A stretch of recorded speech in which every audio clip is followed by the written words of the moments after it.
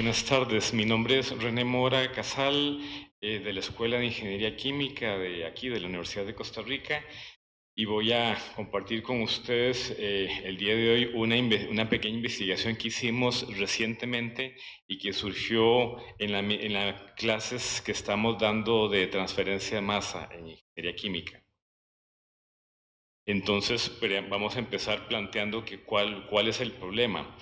Existe un método que se llama la teoría NUT, que se utiliza para diseñar torres empacadas, que son, por ejemplo, torres de absorción, destilación y de otras operaciones de la industria. Y esa teoría se basa en transferencia de masa, se basa en un análisis de tipo continuo, o sea, de tipo diferencial, y se obtiene básicamente lo que tenemos al final, que la altura de una torre de contacto continuo equivale al producto de dos factores. Uno se llama la altura de la unidad de transferencia y otro se llama el número de unidad de transferencia. Existen múltiples maneras de calcular esos dos parámetros, como vemos en este cuadro. ¿De dónde salen esas múltiples formas de cálculo? Pues depende, en primer lugar, de que hay unos mecanismos. Uno se llama la difusión o contradifusión equimolar, que es cuando dos componentes A y B, los dos se están moviendo hacia todo lado, por decirlo así. Y entonces aquí vemos las definiciones para ese mecanismo, pero existe otro mecanismo que se llama la difusión unimolecular, que es cuando solo uno de los dos, A o B, se está moviendo. Ese sería el caso, por ejemplo, de la destilación, o más bien de la absorción. La destilación sería el otro caso. Y aquí vemos también las definiciones, pero además de eso, yo puedo calcular esos parámetros con base en propiedades totales, o sea, abarcando las dos fases involucradas, por ejemplo, líquido o gas, y entonces tengo unas expresiones que llamaríamos globales, y aquí tenemos además que pueden ser para el gas y pueden ser para el líquido, pero también podemos hacer las estimaciones o los cálculos con base en propiedades locales, solo del gas o solo del líquido. Y eso nos da entonces pues una serie de fórmulas, un montón de posibilidades de calcular esa altura, que siempre tiene que darnos igual, siempre es la misma altura. Entonces resulta que en una de las clases eh, pareciera que tenemos un problema con la presentación, entonces voy a cambiar un momentito aquí al PDF para, para poderles enseñar las fórmulas pues bien bonitas. Estas son, por ejemplo, las fórmulas que corresponderían al caso de contradifusión equimolar, que son, digamos, más simples. Y si nos vamos al caso de la difusión unimolecular, las fórmulas cambian, pero cambian para algunas situaciones y para otras no. Por ejemplo, la ecuación que está abajo, si la comparamos con la diapositiva anterior, hay una fórmula, que es la última también de la diapositiva, son iguales. Para el caso de cuando la variable, digamos, es y mayúscula, que eso pues tiene una definición. Si usamos otra variable, resulta que la fórmula cambia bastante. Entonces, pues sale un estudiante en una de las clases y nos dice, bueno, ¿por qué en esas situaciones que están ahí marcadas con el cuadro la fórmula coincide para los dos mecanismos y por qué en los demás casos no coincide? Y entonces, pues, existe una respuesta para eso.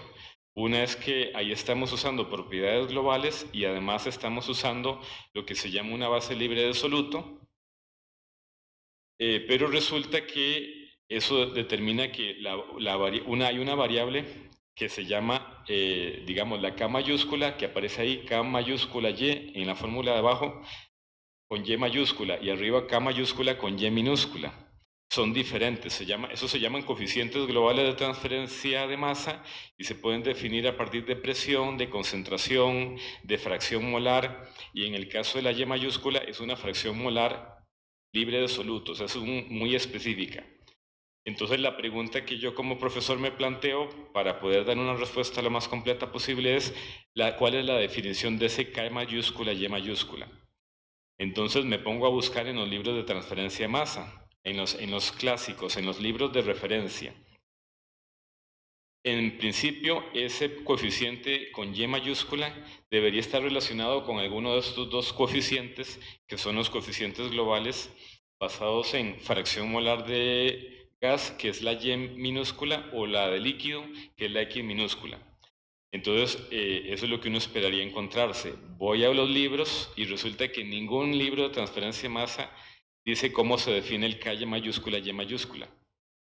Y eso incluye el Transport Phenomena, que es un libro famosísimo de estos señores Bird, Stewart y Lightfoot, e incluye pues una serie de libros que para los ingenieros químicos, por ejemplo, son los libros más famosos, los más clásicos, que se utilizan en grandes universidades del mundo, que son estos libros que están acá. Entonces, pues eso es muy peculiar y eso es, yo diría, la justificación para pues haberme dedicado un espacio de tiempo a tratar de sacar entonces cuáles son las fórmulas o de dónde podemos sacar pues una definición de esta variable, el coeficiente K mayúscula, Y mayúscula. ¿Por qué? Por la importancia que tiene y pues, de alguna manera porque nos permite usar unas fórmulas simplificadas para calcular esas alturas de torres de proceso.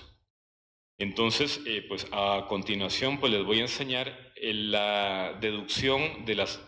Llegamos a unas fórmulas que pues me permiten definir esta variable, el K mayúscula, Y mayúscula, y entonces son dos casos, dos mecanismos. El primero es la contradifusión equimolar, que como dijimos, esto aplica, por ejemplo, a la destilación.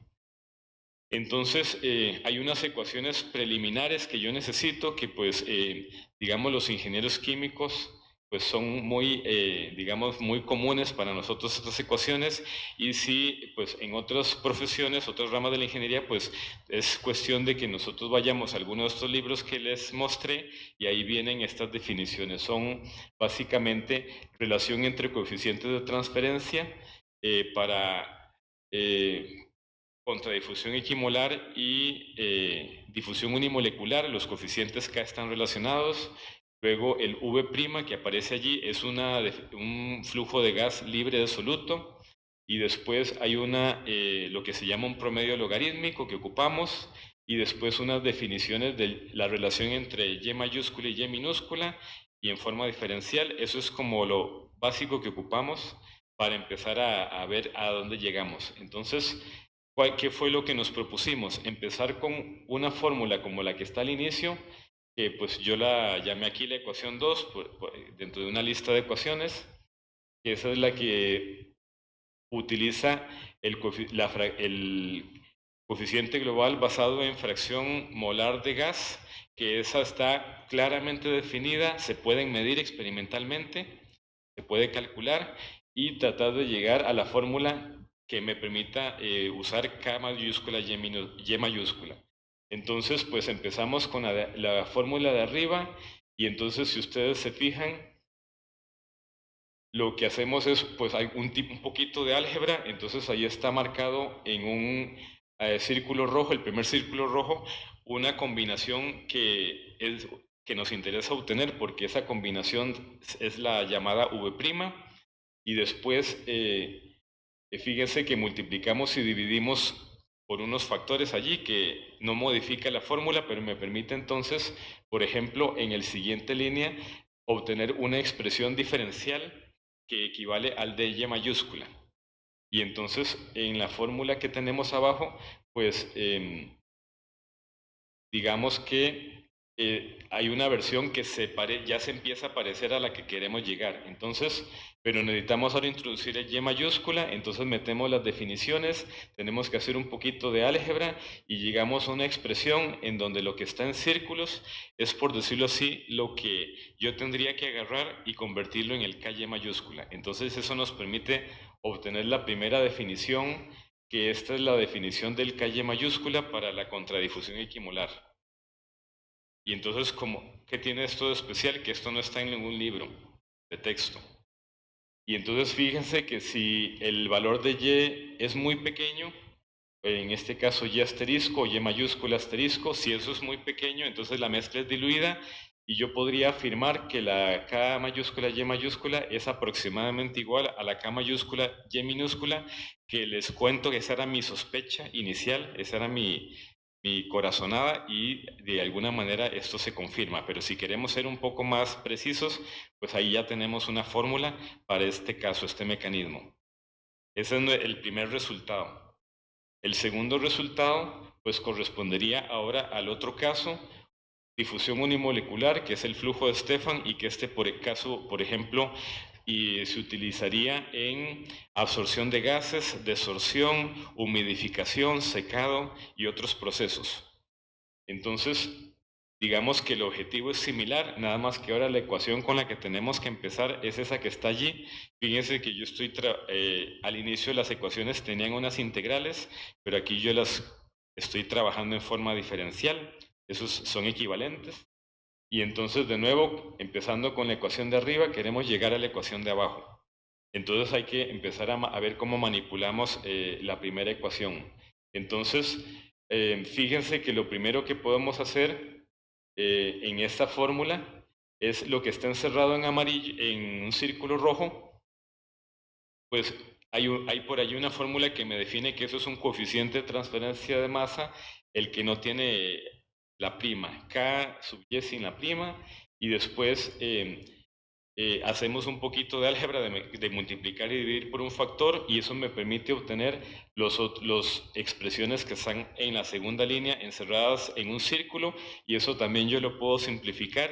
Uno se me convierte en V' y el otro se me convierte en dy mayúscula, y entonces nos estamos acercando a la expresión que estamos buscando. Entonces ahora nuevamente hay que meter y mayúscula, que decíamos que esas son fracciones molares libres de soluto, y entonces de nuevo con un poquito de álgebra llegamos a una expresión que ya no se puede simplificar más, y entonces lo que está abajo encerrado en círculos punteados de color rojo, digamos que eso es lo que tenemos que agarrar y se convierte en la segunda definición que ocupamos del coeficiente global K mayúscula Y mayúscula para el caso de la difusión unimolecular. Entonces, esa sería la expresión rigurosa que tendríamos que utilizar. Con el detalle que todas esas variables generalmente las vamos a tener o las podemos medir experimentalmente.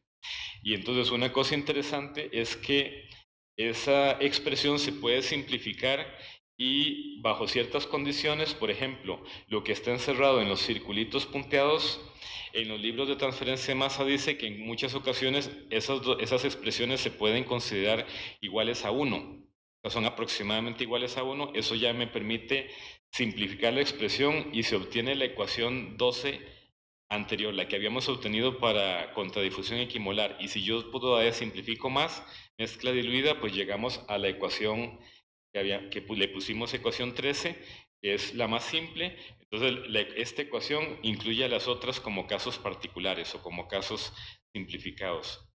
Entonces, el resumen de estos resultados, pues hemos obtenido entonces tres fórmulas que se podría considerar que hay una para contradifusión equimolar. Tenemos, digamos, dos fórmulas, la primera fórmula exacta y una fórmula aproximada, y en la difusión unimolecular la ecuación 14, que es la última que vimos, es exacta y las otras ecuaciones representan formas aproximadas.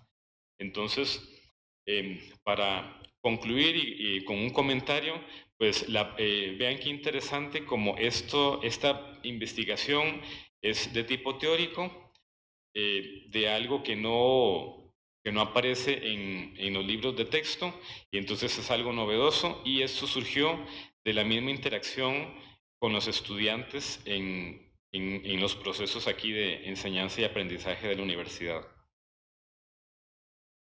Muchas gracias.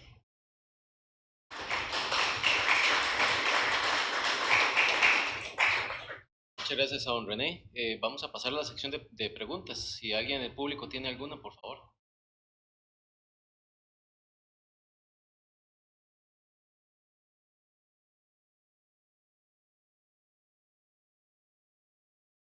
Buenas tardes, felicitarlo por la presentación.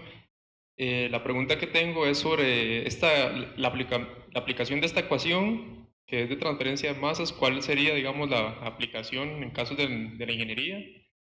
Y otra segunda pregunta que sería si piensan, no sé, un proceso de patentar este cambio que usted ha hecho en esos coeficientes, este aporte innovativo. Muchas gracias por la pregunta. Te puedo responder que sí tiene muchas aplicaciones.